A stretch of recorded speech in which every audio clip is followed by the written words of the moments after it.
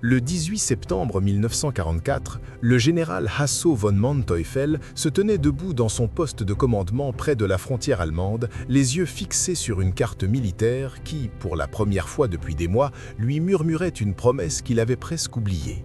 La victoire. Manteuffel avait 51 ans. Ce n'était pas un fanatique aveuglé par l'idéologie, c'était un pragmatique, un maître de la guerre blindée qui avait combattu dans les steppes glaciales de Russie et les déserts brûlants d'Afrique du Nord. Il avait vu des armées entières s'effondrer comme des châteaux de cartes. Il savait mieux que quiconque que la Wehrmacht se vidait de son sang sur 2 fronts simultanés, saignée à blanc par une guerre qu'elle ne pouvait plus gagner. Pourtant, en ce matin d'automne, alors que les premières lueurs du jour perçaient à travers les fenêtres de son quartier général, il croyait sincèrement tenir entre ses mains une main gagnante. Sous son commandement direct se trouvait la 113e brigade Panther. Et laissez-moi être parfaitement clair, ce n'étaient pas les restes épuisés et traumatisés des divisions décimées en Normandie, ces unités maintenues ensemble par des prières désespérées et le simple refus de mourir. Non. C'était la nouvelle brigade de pompiers d'Hitler, une formation fraîche envoyée directement depuis les usines du Reich. Les chars étaient si neufs que certains équipages apprenaient encore à manœuvrer leurs mécanismes de tourelle. L'odeur de la peinture militaire fraîche et du métal non encore éprouvé flottait encore dans l'air. La brigade était équipée de 58 chars Panther flambant neufs, les chars les plus mortels du front occidental. 58 machines de guerre représentant le summum de l'ingénierie allemande. 58 prédateurs d'acier prêts à déchirer la ligne américaine. Manteuffel fit les calculs avec la précision froide d'un mathématicien. Le char américain Sherman était un cheval de bataille fiable, certes. Les soldats américains l'adoraient pour sa robustesse, sa simplicité mécanique, mais militairement parlant, c'était un char moyen équipé d'un canon générique de 75 mm. Son blindage frontal pouvait être pénétré par un Panther depuis 2000 mètres de distance, 2 km, la longueur de 20 terrains de football. À cette distance, un Sherman n'était même pas encore conscient de la présence du Panther. Le blindage incliné du Panther, conçu avec un génie mathématique, pouvait faire ricocher les obus américains comme des balles de ping-pong. Le canon de 75 mm du Panther, avec sa vitesse initiale supérieure et sa pénétration dévastatrice, pouvait tuer un Sherman depuis des distances où le canon américain n'était tout simplement inefficace, impuissant, inutile. Les chiffres ne mentaient pas. Sur le papier, c'était un massacre annoncé. Manteuffel étudiait ensuite les calculs de carburant avec le même soin méticuleux. La 113e brigade avait reçu une allocation de 600 000 litres de carburant. Assez pour 2 jours d'opérations intensives. 2 jours. C'était tout ce dont il avait besoin. 48 heures pour changer le cours de la guerre à l'ouest. Son objectif était d'une élégance stratégique parfaite, trancher directement dans le flanc droit exposé de la 3e armée du général George Patton. Patton, le cobaye téméraire, était surexposé, ses lignes d'approvisionnement en carburant étirées sur plus de 400 km, ses chars dispersés sur un front de 180 km. C'était une cible parfaite, vulnérable, presque obscène dans son exposition. Le plan de Manteuffel était simple et brutal. Concentrer ses 58 Panthers et frapper directement la 4e division blindée américaine, isoler les fers de lance de Patton, les détruire en détail avec une précision chirurgicale, créer une crise si catastrophique qu'elle forcerait les Américains à arrêter toute leur avance vers l'Allemagne. Selon toute logique militaire conventionnelle, ce plan aurait dû fonctionner. Les chars allemands étaient supérieurs, les forces allemandes étaient concentrées en un point d'acier massif. L'effet de surprise était absolu. Les Américains n'avaient absolument aucune idée qu'une brigade Panzer fraîche se rassemblait silencieusement dans le brouillard et les forêts de Lorraine, prête à frapper comme un serpent. Mais voici ce que Manteuffel ne savait pas encore. Il effectuait un calcul basé sur la logique de 1940 dans une réalité de 1944. Il supposait qu'une bataille de chars était décidée par l'épaisseur du blindage et le calibre du canon. Il ne savait pas qu'il menait sa brigade directement dans un piège construit à partir de 3 éléments que l'esprit militaire allemand, malgré toute sa sophistication tactique, ne pouvait tout simplement pas comprendre. À 7h30 du matin, le 19 septembre, les éléments de tête de la 113e brigade Panzer commencèrent leur marche d'approche vers leur zone de rassemblement. Et puis, quelque chose d'inattendu se produisit. quelque chose que ni Manteuffel ni aucun de ses planificateurs n'avait anticipé. Un brouillard épais et lourd se déroula à travers les champs de Lorraine comme une entité vivante, comme un fantôme crampant depuis les rivières et les forêts. La visibilité chuta brutalement, d'abord à 50 mètres, puis à 30 mètres, puis à presque rien. Les commandants de chars scrutaient désespérément à travers leur périscope, mais ne voyaient que du gris. Les conducteurs pouvaient à peine distinguer le char devant eux. Les formations se fragmentaient, les distances disparaissaient. Et avec ce brouillard, le plus grand avantage de Manteuffel s'évapora instantanément comme de la rosée sous le soleil. La puissance de destruction à longue portée du canon de 75 mm du Panther devint totalement inutile. Un tir mortel à 2000 mètres nécessite une vue dégagée. Ces Panthers ne pouvaient voir à 50 mètres. La brigade de pompiers était aveugle. Mais à 15 km de là, à l'intérieur du Combat Command A américain, le colonel Bruce Clark reçut les premiers rapports de ses observateurs avancés. Bruit de moteurs lourds, grande formation, se déplaçant vers l'ouest. Clark n'avait pas de chars lourds sous son commandement. Ce qu'il avait, c'était le 37e bataillon de chars commandé par le lieutenant-colonel Creighton Abrams, un nom qui un jour ornerait le char de bataille principal de l'Amérique. Abrams ne paniqua pas. Il réalisa instantanément que le brouillard était un égalisateur catastrophique pour les Allemands. Si les Allemands ne pouvaient pas voir à 2000 mètres, leur canon supérieur était totalement inutile.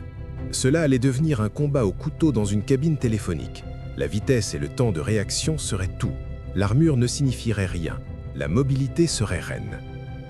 La colonne allemande avança à travers la brume, les moteurs des chars rugissant comme des bêtes mécaniques, les chenilles claquant sur le sol boueux. Les commandants recroquevillés dans leur coupole, scrutant le néant gris. Ils s'attendaient à écraser la ligne de piquets américaine et à percer vers l'arrière, semant la panique et la destruction. Au lieu de cela, le Panther de tête explosa soudainement en flammes. La tourelle fut projetée vers l'extérieur comme un bouchon de champagne, des fragments d'acier tournoyant dans l'air. Puis le deuxième Panther dans la colonne, puis le troisième, puis un quatrième. Les équipages allemands paniquèrent. La discipline radio s'effondra en quelques secondes. Les commandants de chars orientaient frénétiquement leurs tourelles à gauche et à droite, cherchant désespérément des éclairs de bouche dans le brouillard, mais il n'y en avait aucun de visible. Les coups les frappaient depuis les flancs, perçant le blindage latéral plus faible. Les obus, qui ne pouvaient pas pénétrer l'épais glacis frontal, déchiraient les côtés plus faibles comme du papier. Les voix allemandes crépitaient sur les radios dans une confusion totale. Ennemi à gauche, non, ennemi à droite, où est l'ennemi? Les commandants ouvraient leurs écoutilles pour voir à travers la brume, seulement pour être abattus par des tirs de mitrailleuses invisibles. Les hommes mouraient sans même voir leurs assaillants. Les commandants allemands supposèrent qu'ils avaient percuté un mur massif de chars lourds américains. C'était la seule explication logique. Mais la réalité était bien plus dérangeante, bien plus terrifiante. La 113e brigade Panzer n'avait pas heurté un mur. Elle avait marché directement dans un essaim. Permettez-moi de vous présenter le M18 L4, le chasseur de chars américain. Pour un tankiste allemand, le L4 était presque une blague cruelle. Il n'avait pratiquement aucun blindage. Une mitrailleuse lourde pouvait pénétrer sa tourelle mince. Il avait un toit ouvert, laissant l'équipage exposé aux éclats d'obus et aux grenades. Selon les normes de la Wehrmacht, qui valorisaient la protection au-dessus de tout, c'était une machine suicide, un cercueil mobile. Mais le M18 possédait une statistique que Manteuffel avait complètement ignorée dans ses calculs méticuleusement préparés. Le rapport puissance-poids. Le L4 ne pesait que 17 tonnes. C'était léger, presque fragile selon les normes allemandes. Mais malgré ce poids minimal, il était propulsé par un moteur radial d'avion, le même type qui alimentait les chasseurs américains. Ce moteur était une merveille technologique, produisant 350 chevaux de pure puissance mécanique. Le résultat, le L4 pouvait atteindre des vitesses routières de 90 km/h, plus rapide que n'importe quel char au monde. Aucun Panther, aucun Tiger, aucun T-34 soviétique ne pouvait égaler cette vitesse. Le L4 pouvait se repositionner d'une position à une autre plus rapidement qu'un char moyen ne pouvait faire pivoter sa tourelle. Dans le brouillard d'Haracourt, cette vitesse devint l'arme ultime, l'égalisateur absolu. Les panthères allemands avançaient en phalange rigide, comme des légionnaires romains en formation. Ils étaient conçus pour avancer en groupes coordonnés, protégeant mutuellement leurs flancs. Mais les tactiques coordonnées nécessitent de la visibilité et de la communication. Le brouillard détruisit les deux. Les radios crépitaient avec de la statique. Les formations se désintégraient. Les Hellcat américains combattaient comme une meute de loups, des chasseurs individuels, autonomes, coordonnés non pas par proximité physique, mais par radio. Voici comment l'engagement se déroula, répété des dizaines de fois ce matin-là dans le brouillard. Un peloton de Hellcat du 704e bataillon de chasseurs de chars entendait les panthères s'approcher à travers le brouillard. Les moteurs Maybach rugissants étaient impossibles à manquer. Le commandant, écoutant attentivement la radio, traçait sa position sur la carte. Il ordonnait à son conducteur de foncer vers une position de flanc cachée derrière une haie ou une grange. Le moteur hurlait à plein régime. L'équipage se déployait en position de tir. Puis ils attendaient. Moteur au ralenti, artilleur avec la main sur le mécanisme de tir, chargeur avec des obus perforants préparés pour un rechargement rapide. Ils attendaient jusqu'à ce que les behemoths allemands passent, exposant leurs flancs vulnérables. Puis 3 obus perforants de 76 mm à haute vélocité s'enfonçaient dans le côté d'un panthère. Pénétration, feu, mort. La tourelle du panthère pivotait à gauche, essayant d'engager le Hellcat, mais le Hellcat était déjà en mouvement. Le conducteur faisait marche arrière à plein régime. Le véhicule reculait de 300 mètres à vitesse quasi maximale, guidé par le commandant hurlant des directions. Il se repositionnait 300 mètres plus loin sur une route différente, à travers un terrain différent, vers la prochaine position d'embuscade. Avant que les chars allemands survivants ne terminent leur rotation de tourelle, les Hellcat avaient disparu comme des fantômes. C'était un choc de philosophie militaire fondamentalement incompatible. Les Allemands construisaient des chars comme des forteresses blindées, lourds, protégés, conçus pour encaisser un coup et survivre, pour dominer le champ de bataille par la puissance brute. Les Américains construisaient des véhicules pour ne jamais être là quand le coup arrivait.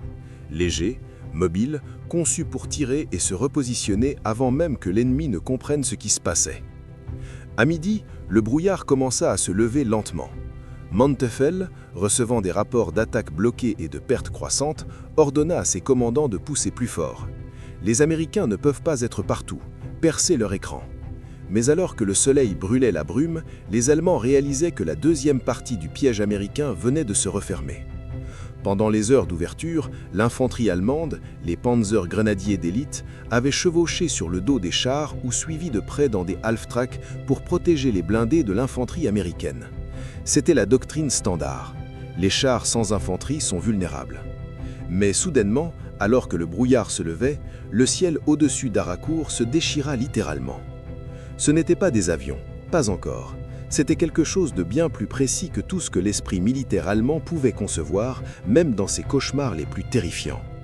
L'artillerie américaine, spécifiquement le 66e bataillon d'artillerie de campagne blindée, sous le commandement direct du colonel Bruce Clark, exécutait une tactique qui était doctrine standard pour la 4e division blindée, mais une arme d'une létalité choquante pour quiconque la subissait pour la première fois. Time on target, temps sur cible. Dans la guerre traditionnelle des années 1940, les batteries d'artillerie tiraient séquentiellement. La batterie A tirait, l'ennemi entendait le premier obus approcher avec son sifflement caractéristique, il réagissait. Il plongeait dans les trous de renard, il se couvrait. La batterie B tirait 10 secondes plus tard, mais à ce moment-là, l'ennemi était déjà sous terre, protégé. La surprise était perdue, le potentiel de destruction chutait de 90% après la première salve.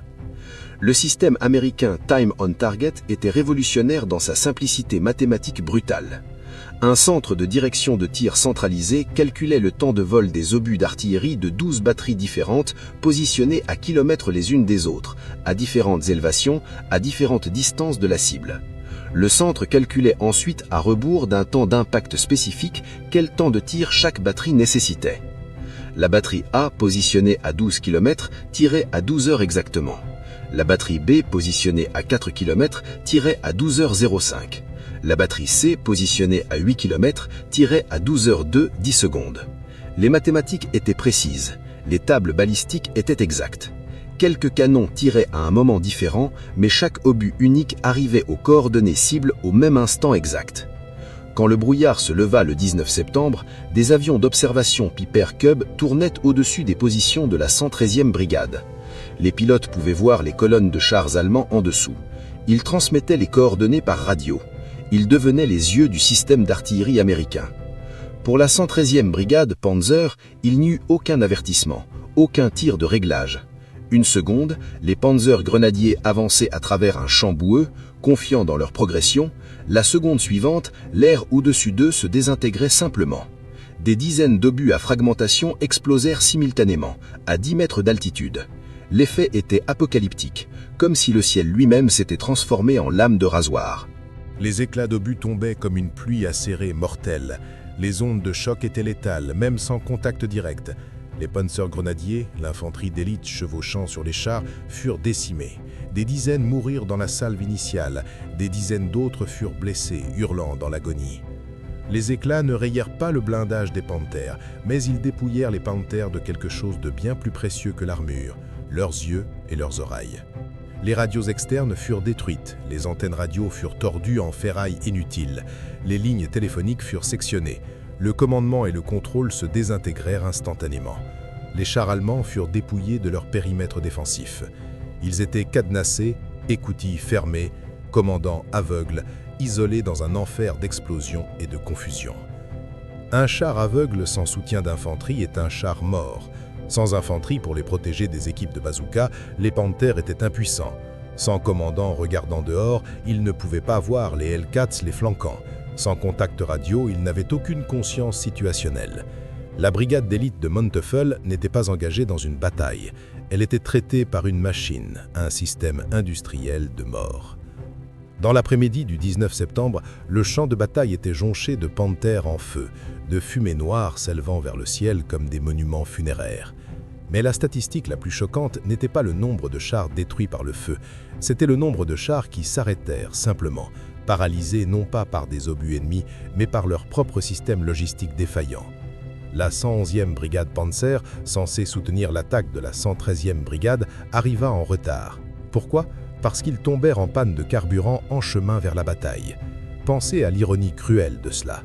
L'Allemagne avait conçu le char le plus sophistiqué de l'histoire, optique de précision supérieure à tout ce que les Américains possédaient, roues entrelacées pour une suspension supérieure, blindage incliné révolutionnaire, canon à haute vélocité. Mais ils ne pouvaient pas produire suffisamment de carburant liquide pour déplacer 58 de ces machines sur 20 km. Pendant ce temps, le général Patton hurlait quotidiennement à propos des pénuries de carburant. La ligne d'approvisionnement Red Bull Express, un tapis roulant continu de camions, était étirée au maximum. Les unités de chars américaines rationnaient le carburant. Mais voici la différence fondamentale entre les pénuries américaines et allemandes, une différence qui révèle tout à propos de pourquoi cette guerre se termina comme elle se termina. Quand les Américains manquaient de carburant, les chars éteignaient leurs moteurs et attendaient les camions. Quand les camions arrivaient, les chars refaisaient le plein et reprenaient les opérations en quelques heures. Quand les Allemands manquaient de carburant, le char était abandonné. Les équipages dynamitaient la culasse du canon pour empêcher la capture. Ils désactivaient le moteur, ils posaient des charges de démolition. Le char était laissé à rouiller dans la moue, une perte permanente. Alors que la bataille faisait rage pendant 3 jours, la disparité devint presque comique dans son absurdité tragique. Les équipes de récupération américaines remorquaient les Sherman endommagés vers des dépôts de réparation mobiles pendant la bataille. Des mécaniciens de chars travaillant dans des ateliers en plein air, dans des zones de combat, soudaient des plaques sur les trous d'obus. Ils remplaçaient les moteurs endommagés. Ils redressaient les canons tordus. Les chars mis hors de combat le matin refaisaient le plein, recevaient de nouveaux équipages et retournaient à la ligne le soir même. Les Allemands n'avaient pas de véhicule de récupération adéquat. Si un Panther perdait une chenille, il était abandonné. Si la transmission tombait en panne, abandonné. Si le moteur prenait le feu, l'équipage évacuait et le char brûlait. Il n'y avait pas de pipeline de remplacement, pas de moteur de rechange venant des usines déjà bombardées par les Alliés. La 113e brigade Panzer entra dans la bataille avec 58 chars Panther flambant neufs, représentant des millions de Reichsmark et des milliers d'heures de travail. À la fin de la semaine, les archives allemandes ne documentaient que 8 encore opérationnels. L'unité avait effectivement cessé d'exister en tant que force combattante. En contraste, le Combat Command A américain signalait des pertes totales d'environ 25 chars et chasseurs de chars, des pertes qui furent remplacées en quelques jours. Le ratio de destruction n'était pas une bataille. c'était une exécution industrielle. Haraucourt prouva qu'une arme supérieure, comme le Panther, est rendue absolument inutile si elle est aveugle, non soutenue par l'infanterie, incapable de se déplacer en raison d'une pénurie de carburant et dépassée en manœuvre par des essaims de véhicules plus légers opérant avec une coordination et une logistique supérieure. Les Allemands construisirent des chevaliers guerriers en armure brillante, des prodiges d'ingénierie. Les Américains construisirent une usine qui se déplaçait à 90 km/h, une usine avec des radios, une usine avec des camions de soutien, une usine avec des moteurs de rechange et de munitions et de carburant. Et en septembre 1944, dans le brouillard de Lorraine, l'usine gagna. Le général Monteuffel survécut à la guerre. Il écrivit des mémoires sur Haraucourt. Il admit que l'artillerie américaine Time on Target et la mobilité des chasseurs de chars rendaient les tactiques Panzer traditionnelles complètement obsolètes. Il reconnut, avec l'honnêteté d'un professionnel militaire respectant un adversaire digne, que les Américains avaient combattu avec une sophistication systémique que l'Allemagne ne pouvait tout simplement pas égaler. La bataille d'Haraucourt est souvent oubliée dans les livres d'histoire populaire. Elle se trouve dans l'ombre du jour J et de la bataille des Ardennes. Elle n'a pas l'ampleur dramatique de ces opérations massives. Mais c'est peut-être la bataille la plus importante pour comprendre pourquoi l'Allemagne perdit cette guerre. Non pas parce qu'elle était massive, mais parce qu'elle révèle la vérité enfouie sous la surface des mythes et des récits héroïques. Ce n'était pas seulement une question de courage. Les deux camps avaient du courage en abondance. Les soldats allemands n'étaient pas moins braves que les soldats américains. Les tentistes allemands n'étaient pas moins compétents. Les généraux allemands n'étaient pas moins intelligents. C'était le triomphe d'un système sur un autre, un système logistique, un système de communication, un système industriel, un système où la vitesse, la mobilité, les véhicules remplaçables et les pièces de rechange comptaient plus que l'excellence guerrière individuelle, plus que la supériorité technologique d'armes individuelles, plus que la bravoure ou la tradition militaire. Haraucourt nous enseigne que les guerres modernes ne sont pas gagnées par des héros solitaires ou des armes miracles. Elles sont gagnées par des systèmes, des chaînes d'approvisionnement, des usines fonctionnant 24 heures sur 24, des camions roulant toute la nuit, des mécaniciens réparant des chars sous le feu ennemi, des équipages radio coordonnant des dizaines d'unités simultanément. Les Allemands regardaient la guerre comme un art, une expression de volonté et d'excellence technique. Les Américains la traitaient comme un problème industriel à résoudre avec des mathématiques, de la logistique et une production de masse impitoyable. Et quand ces deux philosophies se heurtèrent dans le brouillard de Lorraine en septembre 1944, l'usine écrasa le chevalier.